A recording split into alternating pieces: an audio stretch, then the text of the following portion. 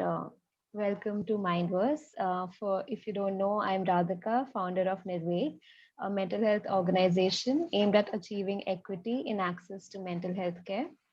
We collectively work with underprivileged communities and psychologists by creating awareness, imparting trainings, and short term courses. Through the Mindverse series, we collaborate with leading figures in the mental health space and connect them with budding psychologists to further equip them with skills and knowledge needed to traverse their careers. One of our latest initiatives, the Mental Health Bootcamp, is a training cum internship certificate program for mental health professionals, specifically in CBT, REBT, with a specialization in depression and anxiety. And the trainers are certified from Albert Ellis Institute, New York. So if you wish to know more about it, you can just register for it. I will be sharing the link to register soon in the chat box. So for the 10th session today of Mindverse, we have with us Adya Pujari.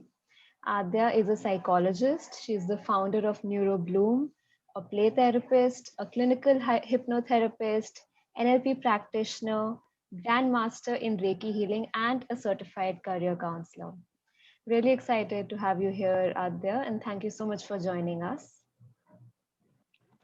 Thank you for that introduction, Radhika. So I am actually really excited to share NLP and what is it about, because it's, I mean, not really a new field, so as to say, but relatively new to people, and not many people know about it. So that's about that. Before I tell you guys about what NLP is, I would like to tell you a little about myself. Like Radhika mentioned, I am a psychologist. So I've done my bachelor's and master's in clinical psychology, and learning new alternative therapies is something that I really love because I meet a lot of people from different fields, and they have different mindsets and they have had different experiences. So not traditional therapy doesn't always work with them. So that is, and also with their belief systems. For a lot of people, I mean, Reiki might seem like something that does not work, but with a lot of clients that I come across, Reiki does is something that they truly believe in, so it does work for them.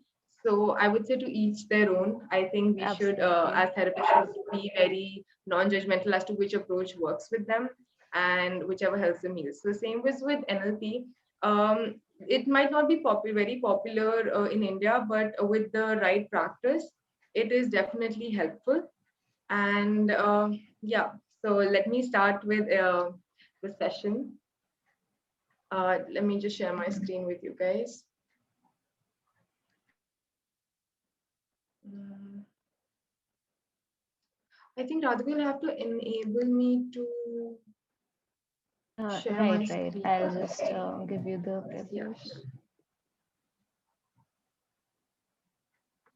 Yeah, can you try now? just check.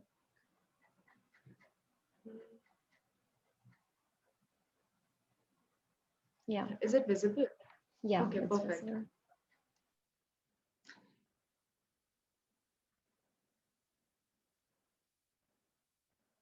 Mm, right. So what does NLP mean? I mean, do you guys who are attending the session have any clue about what NLP is? Just a basic idea, anything? Anyone? You can just leave something on the chat box if that is more comfortable. Okay, I do see something.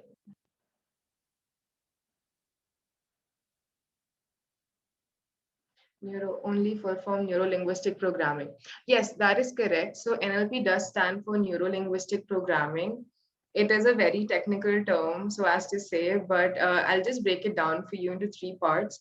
So the word neuro, as you can see, it clearly means how our brain stores information using our five sense organs, right? So we do have five sense organs like our taste, our smell, the our touch and everything. So with all of that, how is it that our brain functions using those sense organ, and how our brain stores information?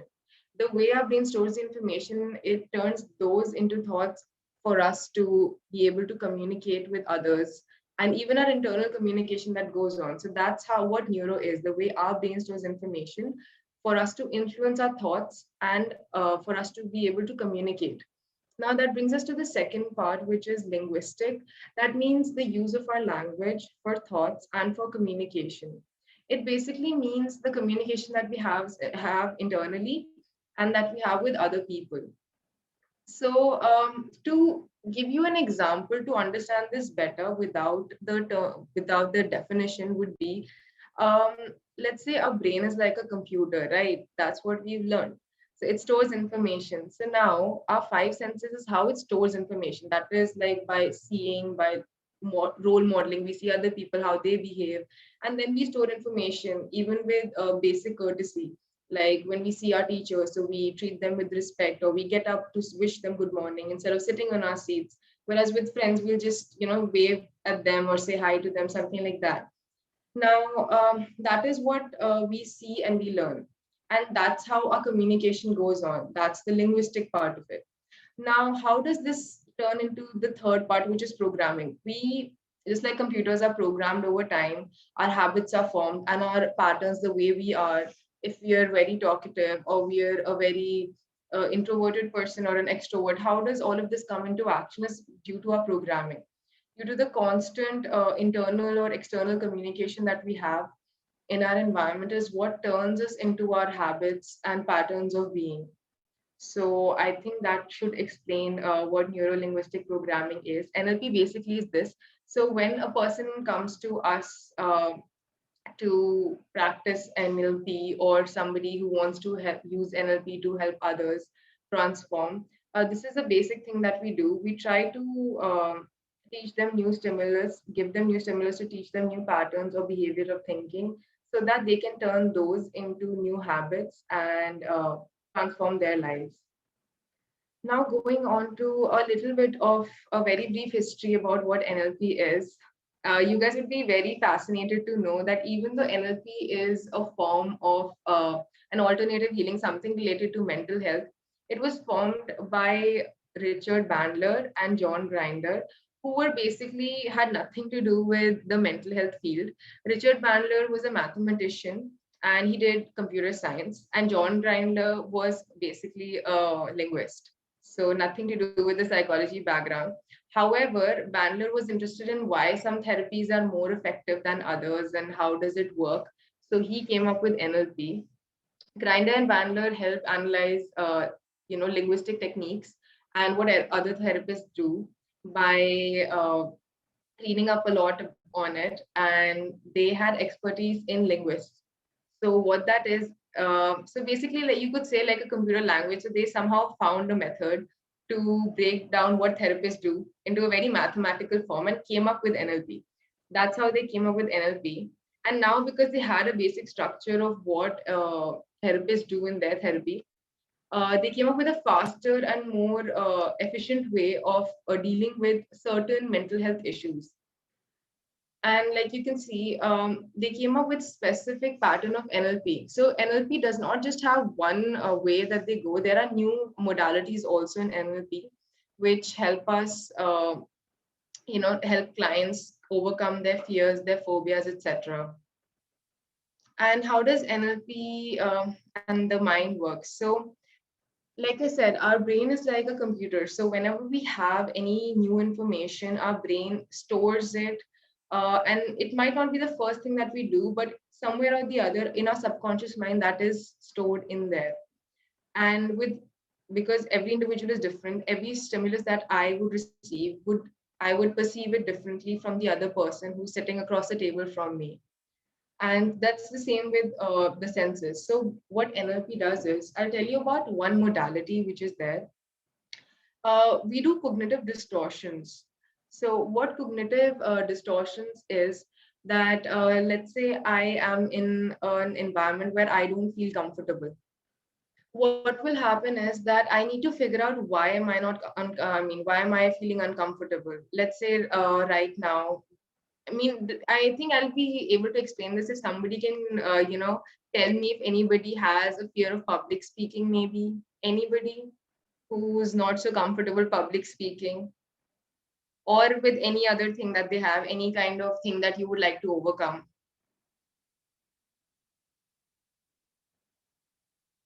guys, anybody is there who has anything that, they have any phobia or anything that they would like to change or modify or learn, anything that they're scared of doing? Hi. You too. Hi.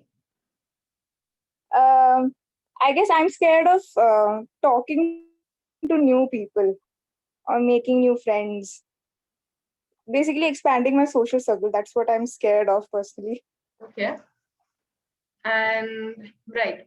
So like, thanks for speaking up, first of all. And all right. So that is again something that but are you always scared, like in all scenarios, or just with new people? Just with new people. With my existing set of friends that I have been in touch since a long time, I'm very chill with them. But the new people that come to me, I'm like kind of very uncomfortable, I feel. Right. And I think a lot of us would share that fear, maybe not exactly like that, but a lot of us would feel that, okay, fine, if I'm talking to somebody new or we are in a circle where we are not uncomfortable, I think everybody, no matter how I would say friendly they are or open they are, we all come across a time wherein we do feel scared of talking to new people because we feel a sense of judgment as to if we're going to fit in, are we going to say something stupid, or can I even relate with them? So that is a common thing that we all share. I mean, me as well. I mean, I am considered to be a very word friendly and open extroverted person, but if somebody really comes and asks me that, I don't consider myself to be one of those people, because I feel I can only open up to certain people and like really speak out what I say and my opinions only in front of a certain set of people. So like she mentioned very well that she has a fear of speaking to new people. So this again comes from not something that she's probably learned recently. And also, guys, one more thing, NLP is not something that you can only practice when you're a mental health practitioner. It's an alternative therapy that I teach, or any NLP practitioner would teach people, so they can individually manage their own fears, issues, or any kind of concerns that they have. It doesn't always have to be a grave concern, but anything, you can practice it on your own. So in NLP, we have a few cognitive distortions, and I would like to explain a few of them through the fear of, let's say, talking to new people.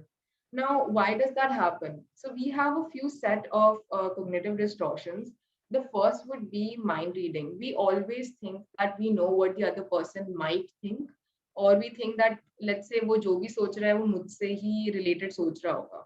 Yeah, matlab, we see ourselves the center of attention whenever we are scared. Let's say I am going to a party and I was not too sure what to wear. Now I'm scared whether I'm gonna fit in, because probably everybody's wearing a dress, and probably I am wearing a dress, but I don't think I am looking that well as compared to other people. So I will be scared. Now in this scenario, I will think that everybody is looking at my dress. Oh my god, am I looking that well or not? Am I wearing the right color or not? Is my hair proper or not? All of these things come to our mind when we think that we are able to read people's mind and we know what they're thinking. So what happens is that there is a lot of friction in any kind of new relationship that you're trying to have. Then comes another cognitive distortion that we call as personalization. We take everything too personally. Let's say we see somebody else laughing pointed towards our direction, but there are 10 more people there. We would always think that, oh my God, they're thinking about us. That is what personalization is. And that causes a lot of guilt to us, anxiety, and as well as a low sense of self. Then we also have something called as a should and must. This is something that I think, being an Indian, you guys should all totally relate to this. We push ourselves too hard to perform. Okay. So what happens is we think, I think it is shared among not just Indians, in the whole Asian culture, I believe. We are told that if we push ourselves too hard, if we try to do something better, even if we've, let's say, achieved an A plus, no, you can still do better. No, we can still get those 2 marks. Of course, you can, and it's not at all bad to push yourself. But then there comes a limit. You need to know that, okay, I have done my best, and I have to be satisfied with this. There is always going to be someone or something better. So, with the should and must, what happens wrong here is that we should do something, or we must behave in this way.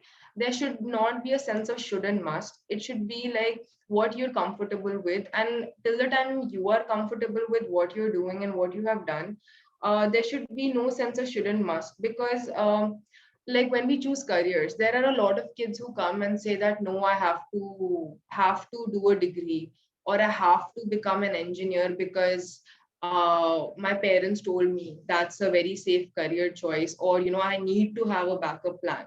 Of course, that those are logical decisions, but then saying that my parents told me that I have to be an engineer, I have to do a degree, that just shows that you are very sure that that is just a backup plan, you're not interested in it. So 4 years, or let's say 3 years, 4 years, you're spending that much of amount of time on getting a degree just because somebody told you you must get a degree. Those are things that don't make sense. So that is there. Now we come to cause and effect, which is another cognitive distortion that we have. There is an assumption that I have done X, which has caused Y to happen. Now, let's say, and that too without evidence. So this is something that we mentally think that ये ऐसा होना चाहिए था या ऐसा हो गया है because मैंने ऐसा किया. Same ways with social scenarios. Let me think of an example.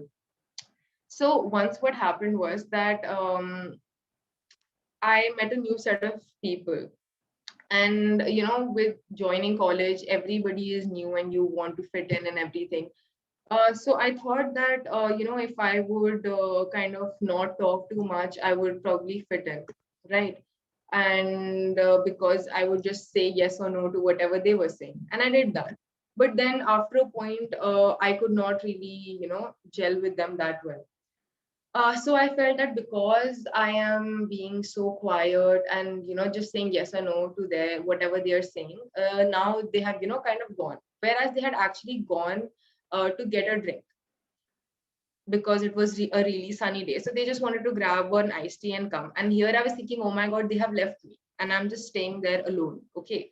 So I just personalize it to myself that मैंने कुछ किया होगा या I said something wrong is why this is happening. So it doesn't always have to be this personal, and we can always make it about ourselves because we have a fear. Another example would be, let's say, uh, when we think that everybody does some people hurt us, or people in general hurt us because they want to do something bad to us. Okay, this is a very common misconception that everybody has, that people do things to hurt us. But the reality is, people don't do things to hurt you, me, or anyone. They do this because they think that this is something good for them. Some positive outcome is going to come out of doing a certain action. Let's say a person, I had a client who went through a really rough breakup. Now the boyfriend did not leave the girl because he thought that अरे मेरे को तो इस पे cheat करके मतलब I will teach her some lesson, or oh my God, this is so, or XYZ, whatever reasons the client had said. She felt that he had done it to hurt her, to somehow teach her a lesson because she probably was not his type, something like that. But in fact, they had a really good relationship for the 3 years that they were together. And after speaking to the person, I realized the same thing. People don't do these things to hurt anybody. It is done because they think it will have a better outcome. Like for the boy, be it then your relationship works out or not is a very secondary thing. But they didn't cheat on the girl because they wanted to hurt her. It was just to move on to explore a new, let's say, a relationship in their own life, because they felt that they would be better off with a new person. So it was with a positive intent. Same ways in NLP, we always have presuppositions that we call. Before starting therapy, we always have to have these presuppositions to ensure that the therapy can go well. So instead of having the should and must, or having any kind of personalization when the client is talking about something that is troubling them, we have positive presuppositions to begin therapy with. I'll share two of them with you. One would be that every person is unique, and what works for me does not have to work for you. So let's say I've handled a lot of clients with relationship issues, does not mean that I have to deal with every person who's broken up in the same way. Or let's say some person has exam anxiety, so I have to deal every kid's exam anxiety the same way, because maybe let's say working with NLP worked for one of my clients. Maybe for the other person, that is not something that's working out. Maybe they need CBT, so I need to work with that. And not every kid has exam anxiety the same way. So I had a client who had exam anxiety, with whom we worked NLP with. Their anxiety was not because they couldn't score well, or they thought that mujhse exam nahi ho payega, or maybe I cannot learn the syllabus properly. It happened because they did not feel interested. They felt that this is too easy. What is the point of doing it? It sounds very cliche, but that was the thing. They thought, what's the point of studying? Okay. And it was not at all negative. It's not like the person did not want to study. They did want to study. They did want to go to college, but not over here, because they felt they were not stimulated enough. Because the whole point was to read the books and give the exam, which they already knew. So they didn't see the point of proving it to somebody. Okay, so that is why they had exam anxiety. They were like, I don't see the point. Why am I forced to do this? So every time the exam time would come, they would feel not stimulated, useless, and feeling purposeless, even though they felt that as an individual, they are way too smart to do this. So that happened. So to tell them why this was logical was not my job. My job was to tell them that, not to tell them, but to rather help them with going through this. So what I did was somehow ask them what their issues were. So they told me, my client told me that usko aisa laga ki they are too smart. So, it does get into some people's head. For at least my client, that was the case. They felt they were too smart. Now, with that, I wanted to ask them, I felt a sense of jealousy coming out, because they felt that everybody else in their class is having fun, is going out, is very comfortable in where they are, whereas this one person is in 12th grade, is worrying about, yeah, I'm better than this. If they really felt they were better, then they would easily give the exam and then be free the next year to, do whatever they want, because they'll be 18, they can go to college. And the parents were very supportive of this. They were in fact the ones who wanted to put the kid into therapy, to make them understand that you are capable, we trust you, but why are you unable to give exams, or why do you go through have panic attacks, why you have that exam time over your head. So what happened was that they had a sense of jealousy amongst other students. They thought everybody is so well and happy and everything, and they themselves could not fit into that image. Now, it seems very complicated, but if you think about it, so is the case with us. People tell us that we are very good, or we know what our strengths and weaknesses are. I mean, nobody other than ourselves can tell us what our strengths and weaknesses are truly.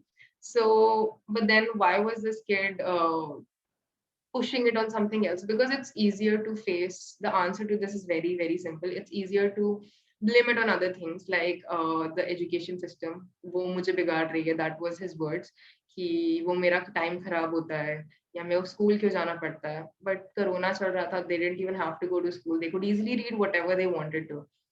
So they just kept on pushing it on this thing that I am bored, not too stimulated. The real fact was they were just seeing people comfortable, and they were not comfortable in their own skin, because they did not have a vision for what future they wanted. They knew they were a bright kid, but they did not have a vision for a future. So in NLP, we need to make a plan. We map it all out with the client, whatever their goals are and how to achieve them. Because a lot of people might know how, but they don't know why, or they might know why, but we need to know, have a proper roadmap set for the how. All right, so that will be the first thing. Then there is no failure, only feedback. Now, this is the second thing that we emphasize on a lot. We don't, mm, right. So we don't think of anything as failure. We take it as feedback. So anytime our client tells us about a new habit or any activity that we told them to follow, and they're unable to, we tell them that it's okay. There is nothing wrong. For example, NLP works really, really well with people who smoke. Okay.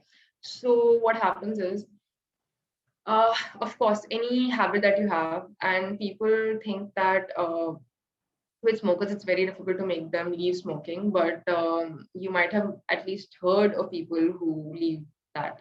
And it's a very addictive habit. And it's not that people enjoy the smoke that comes, it's the activity. You get it?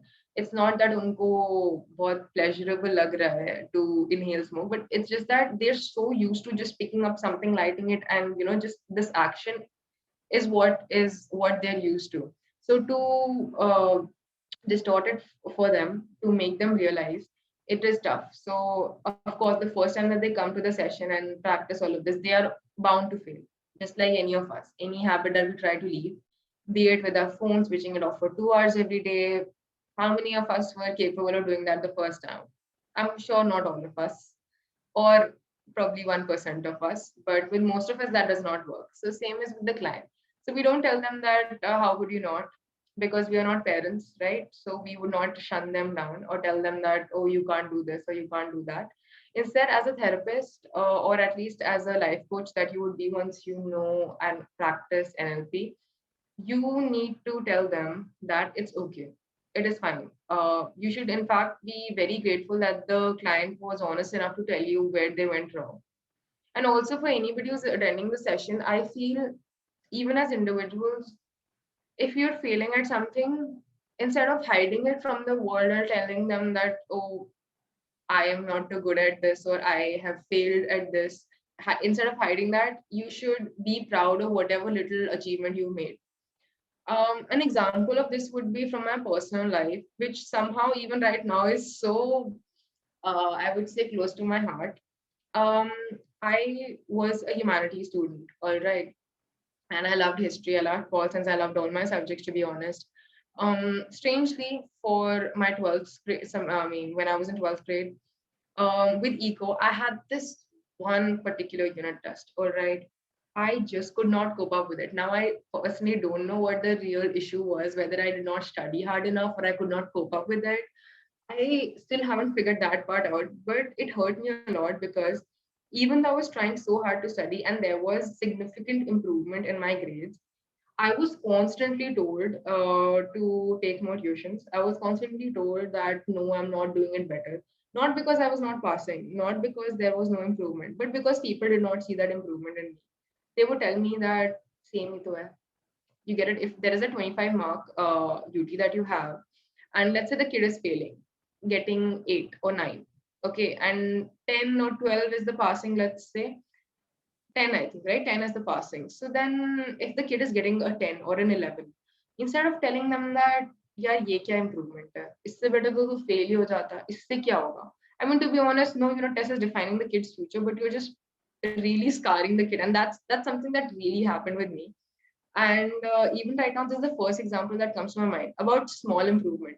I mean, this was a small improvement. From failing, I did pass. Okay. And then eventually in the next term paper, I was scoring even better. But nobody wanted to acknowledge that. They wanted to see the straight, 22 or 23 out of that 25. So these are things when you deal with clients, you need to have this in mind that no, I am going to support them and push them forward. That, you need to make them feel good about their little improvement so that they feel motivated. That would be the next. Then that brings us to the next thing, the meaning of communication and its effect. When you're communicating with your client, you need to ensure that it has some meaningful impact. You can't be telling them something like what you feel in that sense. As in, if you feel that them talking or having multiple relationships is wrong, you can't tell them that. Okay, you need to tell them what is right for them in their particular situation. Right. So if a person comes to you and says that, okay, I am married and but I want to move out of that marriage. It is a very common scenario when you start practicing. You will get a lot if you handle relationship issues, you will find that people often tend to want to be with someone other than their partner. which is not wrong. I would not say it is wrong. Of course, then there comes many issues with it which are ethical, but then you need to understand that you can't off the bat go and tell them what you're doing is wrong, because then they will stop seeing you. And that's the last thing that you want, because they came to you for help. So you can't be the judgmental person. Here, what you need to do is be accepting of the fact that they have been honest with you and they could not do that with other people. Second of all, the biggest thing that they've done is come to you for help to do the right thing. So again, uh, when you're communicating with them, understand what its effects are. Whatever you're going to say, because they want to hear something from you, anything that you say is going to have a huge impact on them and their psyche. So, and whatever decisions that they make going forward would be somewhere keeping in mind what you have told them. And however difficult it might be for them to follow the advice, they will try to do that as best as they can, right? Because they are the ones who came to looking for help. Now, in this case, if a person, like I said, comes to you that, okay, fine, I want to be with someone else or something like that, you're not supposed to make them feel guilty about them being married or being in a relationship with someone, or that, you don't feel it's good. What you need to help them with is why, if they feeling that, make them connect with their emotions. Try to help them with what distortions are they facing, are they personalizing it. Like if they're saying that their partner who they're married to, or are in, like whoever the partner is first, are they very, let's say they say they're mean or they can't understand them. So try to understand, you need to understand why do they have that sense of not being heard, feeling left out. Is it really something that their partner is doing, or is it something that they feel in general and might not be true? So you need to understand that and help them with ways to cope up with that. That is the way to go. And once they understand that, let the final choice of what they want to do, whether or not to leave the extra affair that they have or to be with them, let that be their choice. Don't try to force your opinion, your cognitive biases on the client. I have personally, when I was interning, I did see a lot of that. And I don't think that's wise, because what might be your morality or your decisions should not always be someone else's. Let that be their choice. Then comes with the flexibility of thinking and behavior. Again, with this, being a therapist, you can't have a one track mind or be rigid with options of what will help your client. If they And sometimes clients come up with their own solutions. So with one of my clients who was I think a genius on their own, because for any call that he would give me, he would come up with 10 solutions how to go solve the problem. And mostly my reaction would be like, why did this guy call me when he anyways has 10 more ways that I could think of? Now the thing was, a lot of times clients would come to you for, an approval. And I think if anybody over here has practiced or has seen, has best friends also, or any friend who's ever come to you for advice, you will realize after the first time, it's mostly about they want to make a decision and want your approval. Correct? So, what do you do in this case? You just ask them what do they feel like doing, and mostly they have the answer. They just want your approval. Now, this will become a habit with a lot of clients that they'll come to you for approval. Now, instead of just always giving them your approval, ask them why do they feel the need to get your approval. Because see, at the end of it, any therapy is there to make the client self-reliant, right? So instead of giving your mentality or your approval, you need to somehow enable them to be more adapting to situations and being able to form their own decisions. So instead of having a rigid thinking of coming back to you or following the same patterns, teach them how to be more flexible while making decisions and being able to choose a variety of options that might scare them, but in the long run is going to be good for them. Because usually any client who comes to you with any kind of issue, they've been following the same way, and if I go the same way every day to the same place, I'm obviously going to reach the same destination, right? If I try another route, is how I'm going to be able to find a new solution, find a new path to somewhere new. Same with any issue. If I'm solving it in the same problem by screaming and shouting, it's not going to lead to the same solution. Maybe one day if I try staying quiet and not talking that day and thinking about what has happened, that would probably help me detangle my thoughts and really focus on something and solve it. Now, getting back to the PPT, I would like to, I mean, any questions, guys, up till now, or anything that you want to know how NLP would work in a different situation?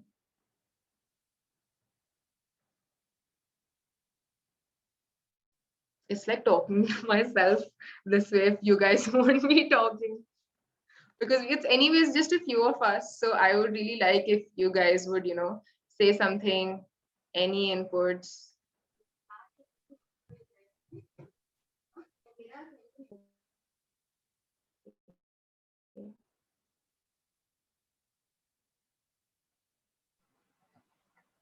I think someone was People, speaking. is anybody there? Yeah, somebody tried. And where did you guys vanish?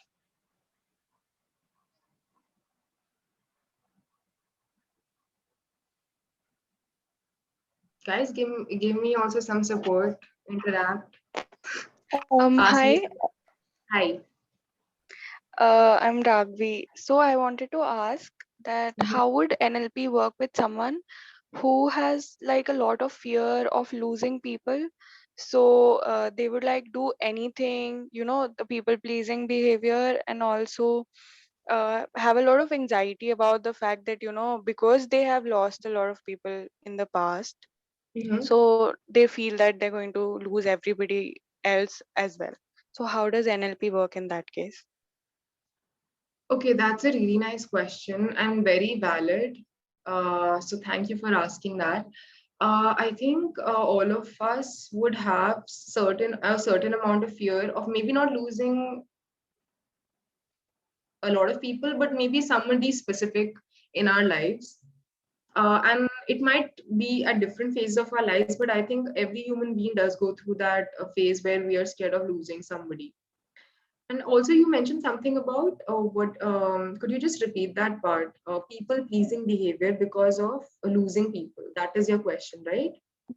Matlab, basically the fact that they know that they might end up losing people, so they would go to any length to Any actually like, length, yeah. even if it might. Okay, so I think taking into consideration this thing.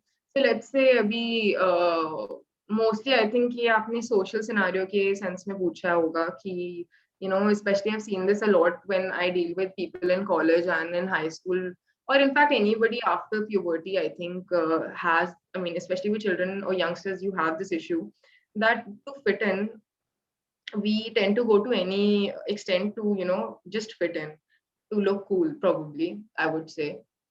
See, the thing is, again, like I said, the first assumption of NLP that whenever you practice this has to be that people are not doing this to hurt anybody or to prove something to someone, but it's mostly, even if they realize this or not. See, realization, not everybody has it that what they're doing is good or bad or whatever. People don't even think about it. Like, probably if you made a mistake, I'm sure you didn't think about it. Ki, you know, every time nobody thinks ki, is this right, is this going to hurt somebody? We don't put too much of thought, we just do what is good for us to just go ahead and pass through that difficult phase.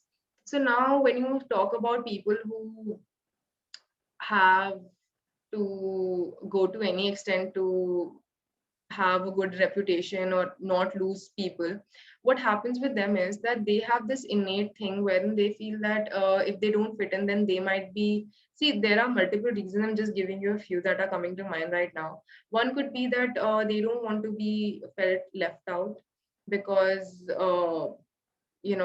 people have fear of missing out.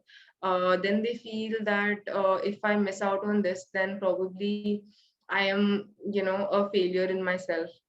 Because social circle in our Indian mentality also comes to self-worth. India is one of the only countries where, I mean, one of the few countries, not if not the only, wherein self को बहुत कम value दिया जाता है. We think that we are what our family is. We think we are what our school has taught us is.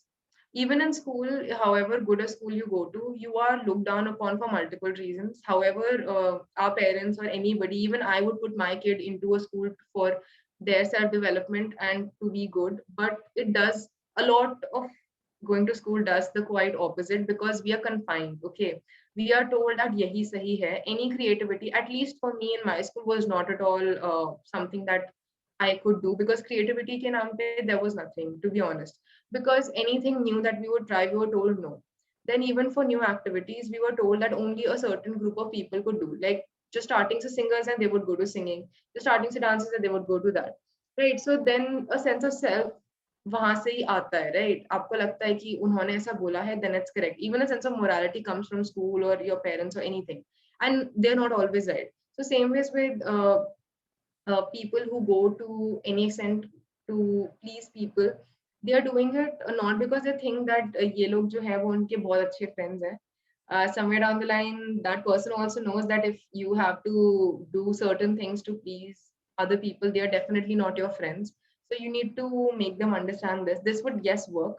Now, how do you do that? Is by something. I'll move on to this. In fact, just to answer this, we can do this by the slide that I have. I'll just share the screen with you.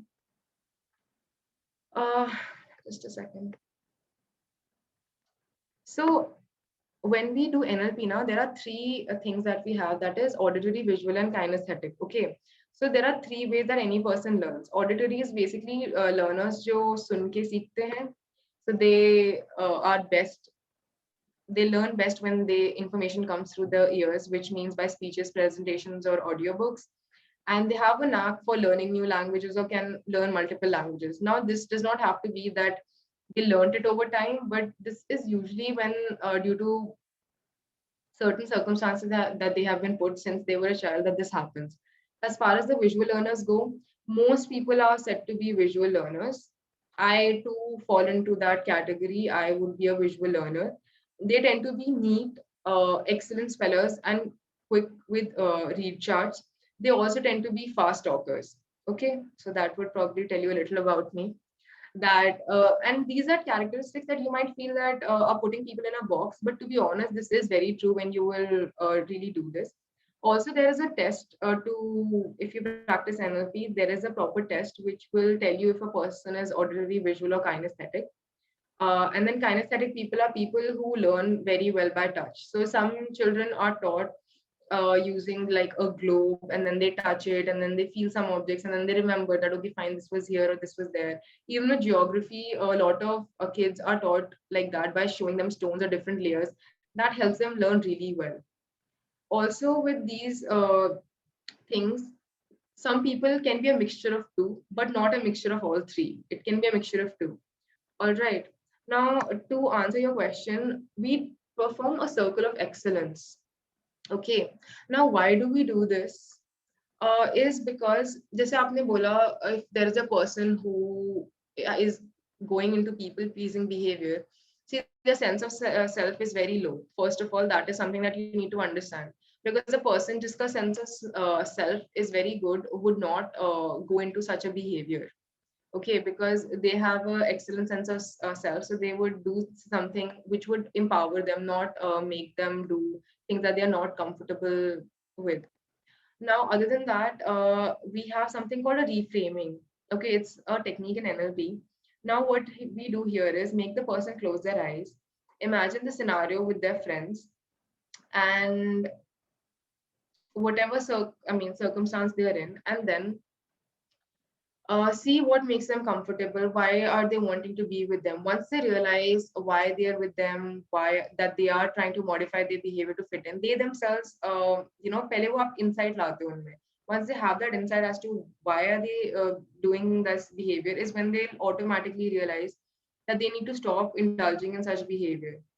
And to reinforce that, you could make them imagine if they had all the resources and the best of people, how would they be? And you will automatically see responses like, हाँ, if I had my best friends, then यार हम ये करते वो करते हैं XYZ, 10 more things you would see, and that would definitely not match with the current scenario that they're in. And once they draw that comparison out, they will easily be able to understand how to change that behavior and how to bridge that gap. So half your job is done once you make them get through that comparison of what they really want and what scenario they're in. So that helps that ways. I hope that answers your question. Yeah, it does. Okay, so there are many other NLP techniques, so as to say. Circle of excellence is one of them. This really helps with people who have a fear of public speaking. And with circle of excellence, what happens is that we ask the client to again close their eyes, because see, most of these are visual activities with NLP. So with that, we need to just ensure that we ask the client to close their eyes. Once they do that, we ask them to imagine. I'll show you the steps. Yeah. So if a person is there who has, with respect to public speaking, they need to imagine a memory where they felt the most confident, relive it totally using all the sense of modalities. So you can ask them to imagine that what it could be any memory that they have, and they'll describe it to you while they close their eyes. And while they close their eyes, you will be able to see their reaction. So they can relive this by, and you can ask them kind of what is the smell of the environment right now? Is it pleasant? Is it cold there? And then they will try to tell you, yeah, the AC is going on, so I do kind of feel cold over here. And probably something about their favorite food, anything, any pleasant memory that they are talking about, you can tell them about that. Once they relive that, you can take them to the peak. Now people ask me, hame kaise pata chalega, what is the peak? So see, you need to understand the person is vulnerable when you're giving therapy and their eyes are closed. So you are the one, you can easily make out from their expression, from the way their body is, if it's so stiff, or if they're closing their eyes and they're smiling or smirking or thinking something like that. By these little expressions, you can easily make out what they're feeling, right? And once they do that, and they feel that okay fine, they're really smiling or they're very in a comfortable position, we just do a quick clap. Okay, now that will just put them in shock, and then they'll be like, why do you do that? But this just helps them create a trigger for them. And in the next time you repeat it, and you repeat it 2 3 4 times till the time this comes off to be a trigger for them. And once they learn that this is the kind of image that I need to have, a memory that I need to have, they'll be comfortable with that image. Now, the fourth time that you do that, they will think of that entire memory, and they'll be able to modify it. Now, this time you tell them that now that you're in that comfortable space, imagine giving a speech now. Imagine that you're in this good, comfortable environment. Now, imagine that you're this confident person, and you can boost their morale by giving them some uh, situation vividly where they can imagine being confident, imagine uh, the great dress that they are wearing, a great outfit with a whatever makes them comfortable. And with let's say a person who is stammering, they'll be very scared of public speaking. So you can tell them that no, if you had all the resources, how would it be? Once they do that, after imagining all of that, they'll be in a very good state of mind. So the next time when they have to step on stage, they can do this entire thing even when you're not there. Mostly when NLP practitioners, what they do is a lot of their clients do come back to them when they have a very big event. So during that, you can practice a circle of excellence with them by making them imagine these scenarios, and they are more relaxed. The idea is to get them more relaxed, less anxious, so that when they have to do those things, they can do it on their own as well. So that's why circle of excellence would help. Think that would be the end of me explaining you a little introduction of what NLP is and how it can help you. Any questions or anything? Thank you so much, What is Abra. the Yeah. okay? So I would like to ask, what is the best way to learn NLP? Is it through some course or through reading books? Like, Great. what is the best? Right. So I will tell you. How can one? Okay. Yeah. So pretty much the same question. So to be an NLP practitioner, there are courses, yes. Mostly in India, you don't have any specified college course per se where you can go and learn this, but individual practitioners have NLP courses which they have designed so that individual people can learn this and practice NLP. You can learn it from any individual practitioner, any institute that is teaching NLP. Just ensure that you know where they have gotten their practicing license from, or where they have learned NLP from. because see, NLP is not really a licensed course per se in India. So even if you're not a mental health practitioner, you can practice NLP and be a life coach. That would be a very straightforward answer. NLP karke, again, another thing would be people that ask me is what is the scope? The scope is good for NLP because in any scenario, if you want to be an individual practitioner, not work under somebody and work as per your timings and everything, it is good. And you can take multiple sessions a day with different clients. So that ways it's really good. How effective? Yeah, okay. And then you can learn it from, I mean, there are online courses as well, but with NLP or any therapy, I don't think you will really learn too much unless you go and practice it. So I think going to an institute or learning it from a person who has done it, or somehow if you can manage taking offline courses with them, like probably do the theory online with them and then meet your coach to practice these modalities, that would be helpful. There are online courses, you can learn the theory part from there and then probably practice it on a friend or something like that. That is also there. um Even for me, because I practice NLP, I have taught a lot of people NLP. So if you guys want to learn it from me, you can do that as well, or I can even suggest you some courses for the same. Then comes to and if you want to learn NLP from abroad, there you'll have a lot of institutes and colleges which are teaching NLP and practicing NLP and how to have your own business in NLP. There are courses like that. uh, right. And also, guys, I would be having my own NLP session in May where I'll be taking a whole batch. So if any one of you wants to register for that, you can definitely let me know. And I'll be more than happy to. I'll leave my details in the chat box. If anybody wants to come to me for any of that, or if for any queries for that matter, I'll be open to that. Now, how effective is NLP with psychotic disorders or even neurotic disorders? See, again, like I said, to practice NLP, you don't have to be a practitioner. There is a reason for that. That is because with psychotic and neurotic disorders, these are proper disorders. Now, it can be an aiding tool. Like I said, it's an alternative therapy. It is not meant to cure your a few disorders. So unless you have done 5 years of I mean education, bachelor's, master's, and then taken your MPhil, I don't think you can treat any kind of mental health disorder. So that is definitely there. But yes, with people who are anyways taking therapy or even not taking therapy, a good point that I did not mention was that with NLP, you need to ensure that uh, you're treating one or two main concerns. You can't be dealing with the whole or trying to change the person's whole personality. See, when a therapist is practicing, so when I practice on my own and I'm practicing as a psychologist, I don't do what I do in NLP. They are two very different things. With practicing therapy, you understand the person, their real needs, what their desires are, how are they as a person. You do conduct personality tests. You can't just tell them, हाँ तुम्हारा problem ये है क्योंकि तुमने बोला depressed हो तो तुम डिप्रेस्ड हो, हाँ तुम सही हो. We don't do this. We conduct proper tests. We conduct a whole understanding of what they do. We have subjective testing for that. We do all of that, and that's when we understand what they're really feeling. Now, whereas with NLP, we don't have that much of an scale per se to understand. What we do is do symptomatic treatment. Now the person says, I have a phobia of, let's say, snakes. What do I do? I can't go ahead and give them months and months of treatment for that in NLP. They have come to us for a quick fix, so as to say.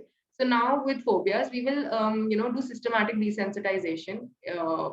People from psychology background would understand, but for those who are not, systematic desensitization in psychology is a way wherein धीरे धीरे करके we open the person to a stimulus. So if the person is scared of snakes, we will make them imagine the color of the snake, what scares them, and try to distort it a little bit so that it becomes easier for them. So probably show them a toy snake or a stuffed toy of a snake, so they are more comfortable with the idea of a snake. And dheere dheere karke the phobia goes. That's what systematic desensitization is. With NLP, how you can practice it? Again by imagination, again by the touch feel of it, similar substances that they can hold, that they relate the snake skin to, so that they're not so scared. because some people who have a phobia of snakes, even if they see a toy snake, they will jump out.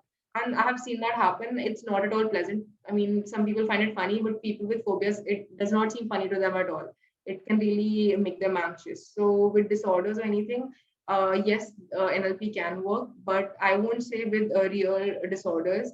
It can be a symptomatic treatment for them. Symptoms can be relieved, yes, definitely. With phobias also it works really well. With anxiety and phobias mainly is what NLP was for. So I would say, suggest that you stick with that. Now come one second. How can we learn NLP from me? Okay. Vani, I will put my details over here so you can just contact me for that and I will help you. Then, how can we incorporate NLP into fights, friction, and misunderstandings in relationships, either romantic or familiar? Okay. Okay. Oh, thanks, Radhika. So, Radhika has put my Instagram handle over there, so you can reach out to me there as well.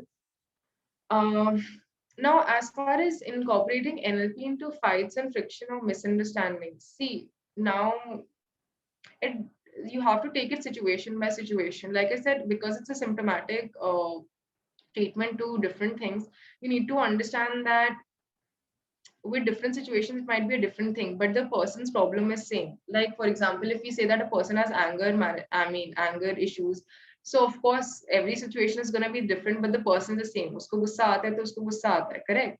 So how do we try to treat that is by understanding where the fears are.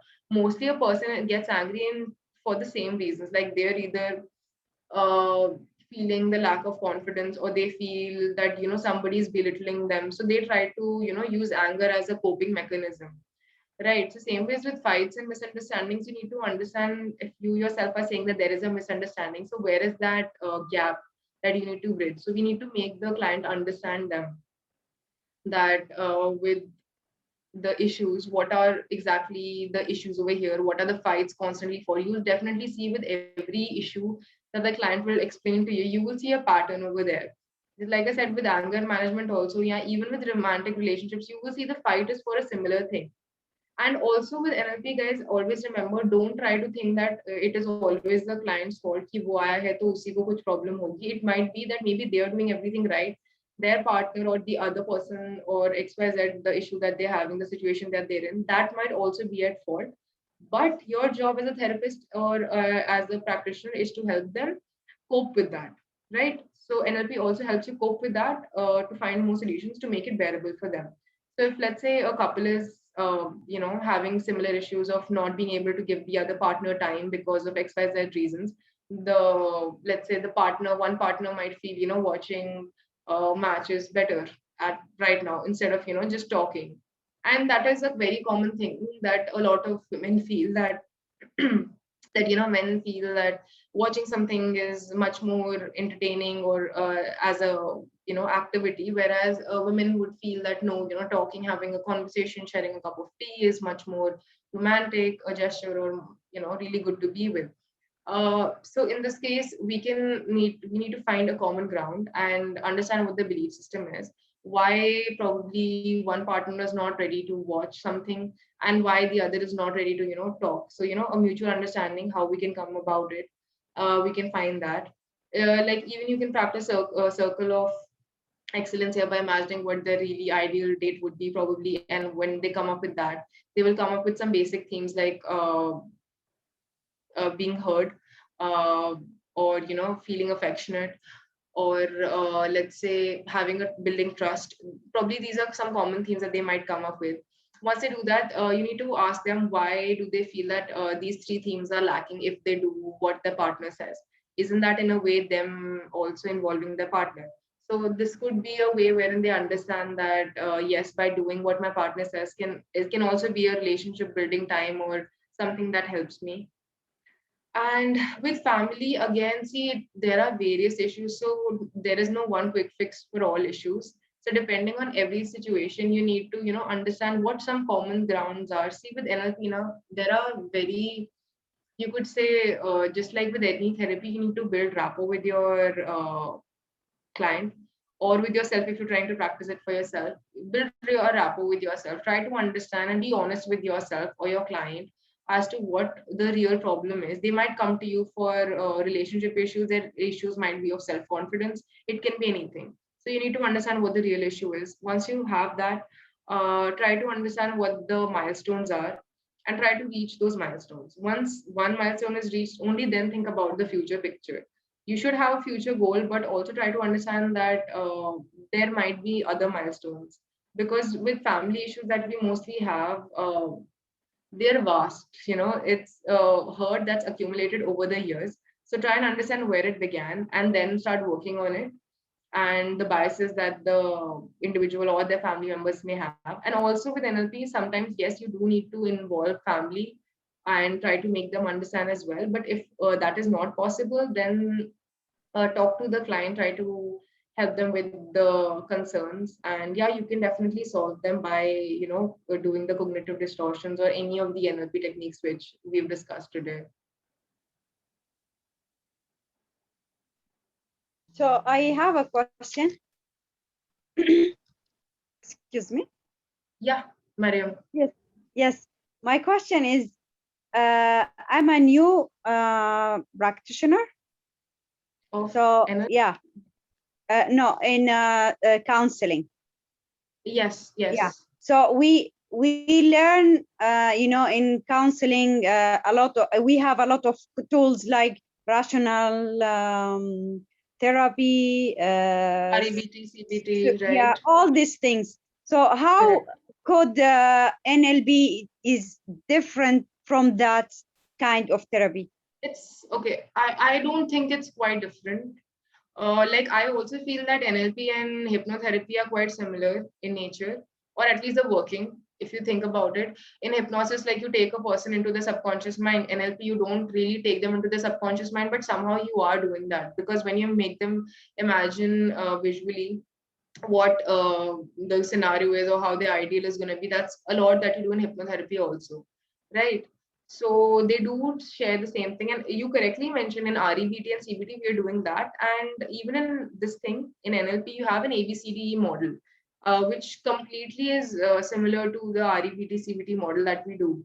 So when you're asking how it's different, it's not quite different, but the difference is that it's very quick. With REBT and CBT, it can take us many, many sessions to just know the client and understand their root causes and the cause and effect behavior. Here, we take one issue, let's say, like told you, we let's say take phobias, or like somebody said, somebody is into, people pleasing behavior, or somebody asked me if what if there is a particular issue that a person is facing in their romantic or at their own house, how do we deal with that misunderstanding? So any of these things, so we find solutions to those current issues at hand and solve it immediately. Whereas with therapy, you can't do that, because we take a whole history, right? So we don't immediately, we are not really able to solve it, because by the time the person even gains any trust on us or follows what we say, usse, matlab, it takes many sessions. Here in one session, you can help them with, let's say, 10% of it. So it's very quick. That is the first thing. And here you don't have to go so deep into their cognitions and anything for small issues. Whereas over there, with anything, you need to first understand how they work. Here, by imaginative techniques and a lot of activity, which we don't have in traditional therapies, this is faster and more efficient. So it I can understand that it is a tool will add Correct. to my previous tools, yeah. In a way, yes, you can say it, but I also feel that in a whole, if you talk about practitioners, see, why is NLP taken different? Let me explain this to you. Like CBT and all of these, we learn many therapies when we practice, correct? But how many of us can apply all of those? No, I don't think any of us. Even CBT learning and properly practicing it takes years and years for us. And even people who practice 5 years of CBT, I'm telling you, in my class, they didn't, I mean, other than the definition, they didn't know how to practice. They still don't know, probably. And I've spoken to a lot of my friends or peers who've been there. I mean, they still like CBT, we've heard, but we don't know how to apply it. So NLP in its own, if you learn the entire course, you will realize it is a self-sufficient tool on its own to help you with a range of disorders or issues. You can't just, yeah, it is a tool, yes, to add to your other tools, so as to say, but in a whole, it's a whole, you could say a whole kit in its own, a whole bundle which can help you deal with a lot of clients' issues. In India, we don't really have that concept of a psychologist being a relationship psychologist or a, let's say, a career counselor just on its own. There is sab kuch varied hai, right? Because even if I go and practice saying that no, I've only had a relationship issues, I won't get that many clients to even sustain the practice, right? That is why we don't have that. But ideally, if we did, then NLP would really deal with a lot of anxiety issues, day-to-day issues, and your fears, your phobias. Even like I said, it might not help you with all disorders completely to cure it or treat it, but it really helps you with a lot of management. So if you just practice NLP or any one of the tools of this, it can totally help you to, resolve those issues completely. So how we can get the more information about the course you do? Yeah, sure. You can just connect with me. Radhika has been really sweet enough to, put my Instagram handle over here, and I'll just, put my, one second, uh, email ID over here. Okay. You can just reach out to me here. I mean, I know not everybody's on Insta. I too wasn't for the longest time. So just a second. I don't know why the @ symbol is not working. So my email ID is that. Uh, So it's adya@neurobloom.info. You can just reach out to me there. Are you having trouble sending it in the chat? Yeah, I don't know. My @ symbol is not working for some strange reason. Let me Yeah, so it's, try. or else you can reach out to me at gmail.com, adyapujari@gmail.com. Right. So that should help. Is this correct? Yeah, 11, just an 11 over there. Yeah. adyapujari11@gmail.com. Yeah. Where to add the 11 before add? Yeah, Radhika has now sent it. You can just see that. Cool. All right. I think we can end the session now. Yes, and thank you guys for being so patient with me and attending today's session. And thank you so much to Radhika for arranging the whole setup. No, thank you, Adya. It Thank was you really very an much. insightful Helpful. session. Yeah, Miriam.